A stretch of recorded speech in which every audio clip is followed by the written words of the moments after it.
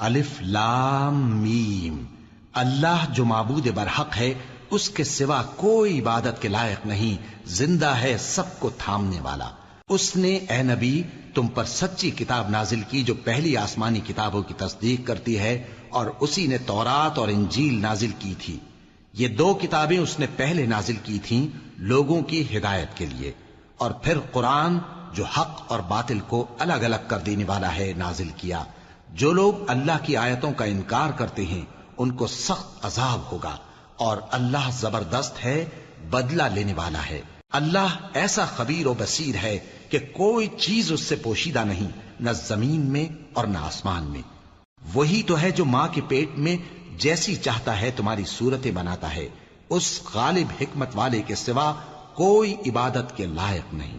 اے پیغمبر، وہی تو ہے جس نے تم پر یہ کتاب نازل کی جس کی بعض آیتیں محکم ہیں اور وہی اصل کتاب ہیں، اور بعض دوسری متشابہ ہیں۔ تو جن لوگوں کے دلوں میں کجی ہے وہ متشابہات کا اتباع کرتے ہیں تاکہ فتنہ برپا کریں اور مراد اصلی کا پتہ لگائیں، حالانکہ مراد اصلی اللہ کے سوا کوئی نہیں جانتا۔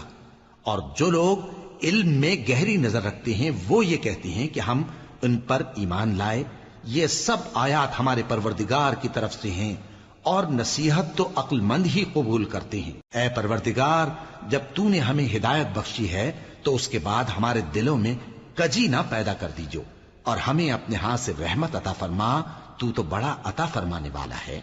اے پروردگار، تو اس روز جس کے آنے میں کچھ بھی شک نہیں سب لوگوں کو اپنے حضور میں جمع کر لے گا، بے شک اللہ خلاف وعدہ نہیں کرتا۔ جو لوگ کافر ہوئے اس دن نہ تو ان کا مال ہی اللہ کے عذاب سے ان کو بچا سکے گا اور نہ ان کی اولاد ہی کچھ کام آئے گی، اور یہ لوگ آتش جہنم کا ایندھن ہوں گے۔